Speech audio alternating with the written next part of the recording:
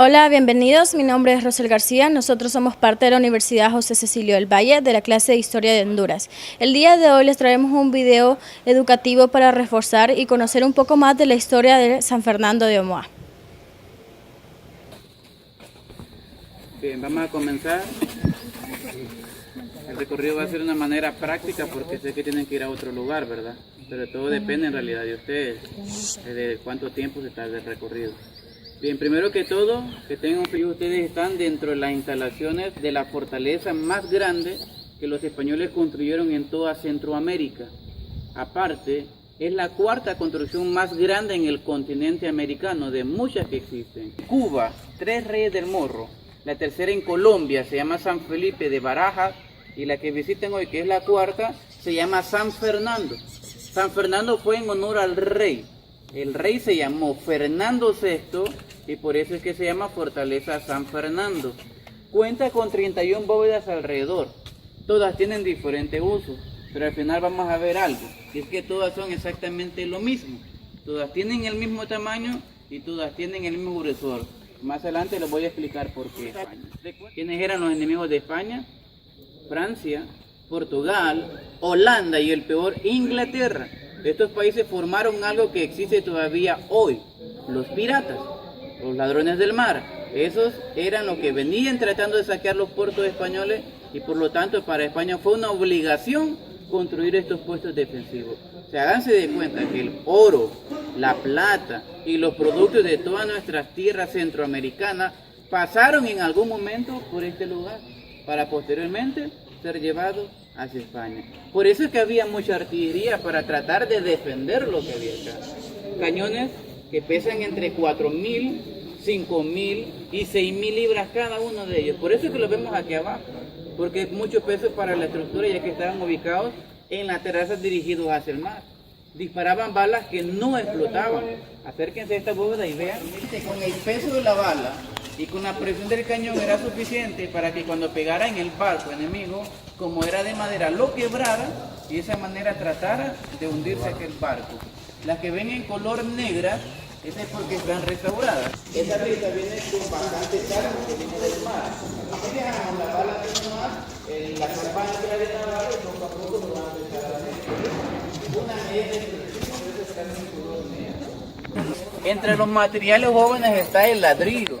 Todavía lo usamos hoy, igual la piedra de río. Pero sobre todo está esta piedra. ¿La conocen? ¿Alguien sabe cómo se llama? Coral. ¿Verdad? Por eso los españoles lo utilizaron. Aún sabiendo que era un ser vivo, lo utilizan porque pesa menos que una piedra de río. Si una bala pega en la piedra, la bala no rebota ni quiebra nada. Simplemente se hunde amortiguando el impacto. También, cuando la sal llega a través de la brisa, no le ocasiona nada a la piedra porque fue, ¿verdad?, una piedra sacada del mar. Ellos utilizaron una mezcla llamada argamasa, que es agua, cal, arena, y en vez del cemento, la liga de un árbol que se llama cablote. En otras partes le dicen guaspre. Ya que se empezó ese 18 de septiembre de 1759.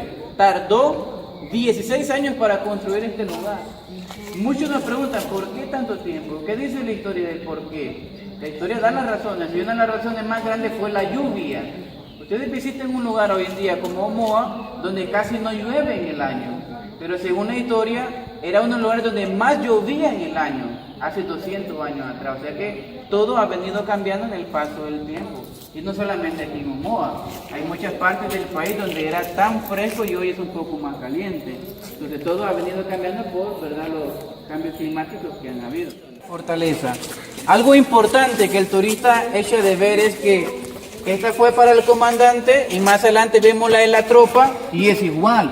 Y nos preguntan, ¿cómo se distinguía el rango? Ya vemos que no es en el tamaño de la habitación porque son iguales, pero se distinguía en lo siguiente. El comandante dormía solo, la tropa dormía en grupos de 20 y hasta 25 personas. Entonces, ¿acaso no se va marcando el rango militar ahí? Claro, tenía su mejor cama, su mejor mobiliario y por esa razón se distinguía de esa manera. El piso, lo ven un piso de tierra, pero no era así, el piso era piedra. Estamos tan cerca del mar, jóvenes, acá. ¿De qué lugar vienen ustedes? Almacén de pertrecho. Pertrecho es una palabra militar. Pertrecho significa equipamiento del soldado. Cuando entren al museo, luego de salir de acá van a poder observar un chaleco que hay por ahí llamado peto.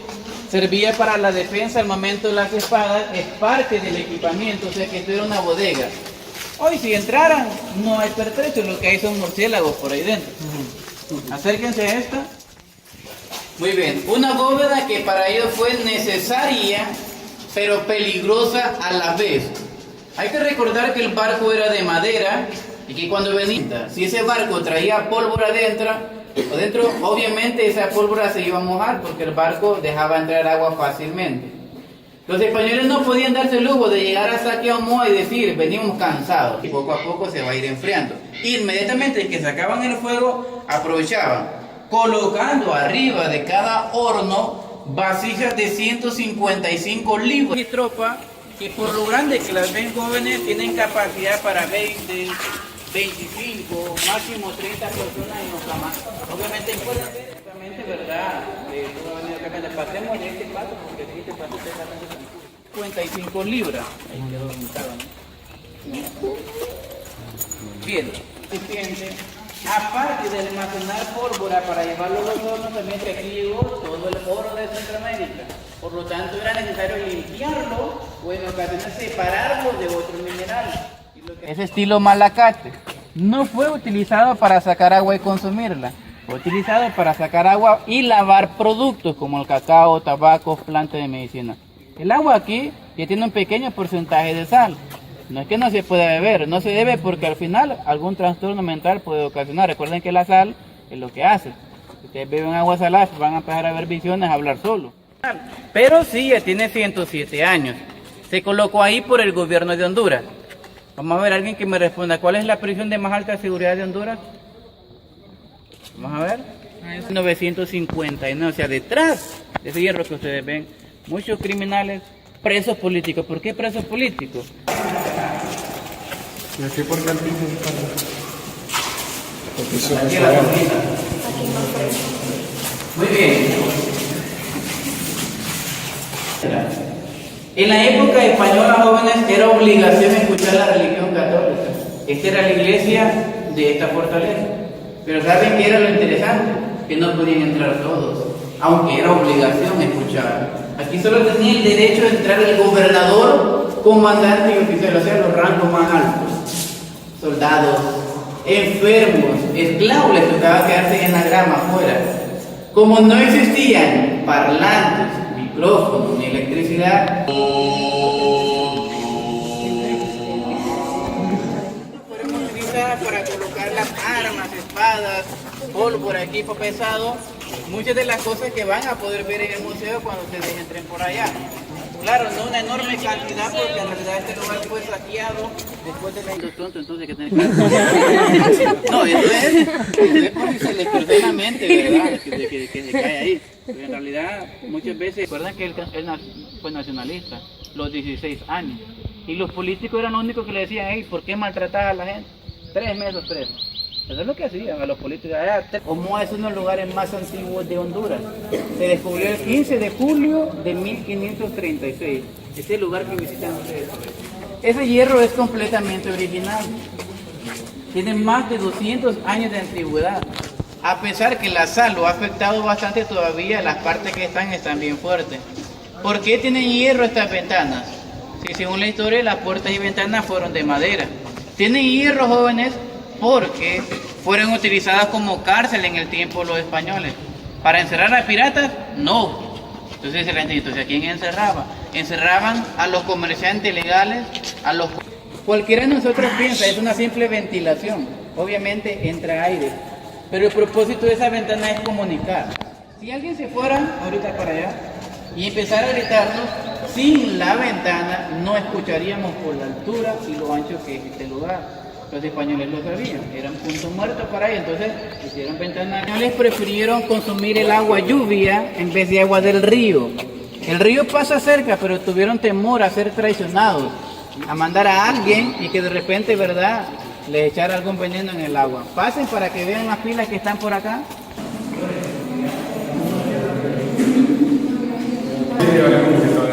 que como les decía que ellos consumían el agua lluvia, es que al principio les dije algo importante.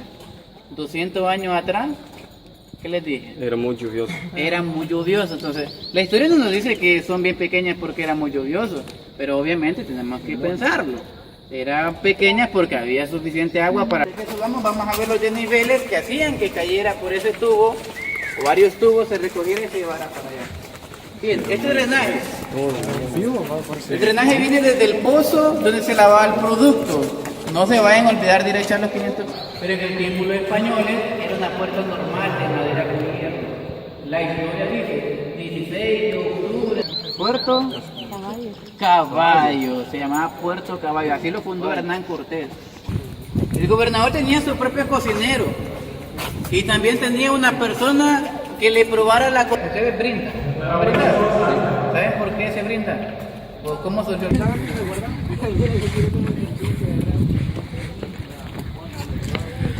Para que suban todos.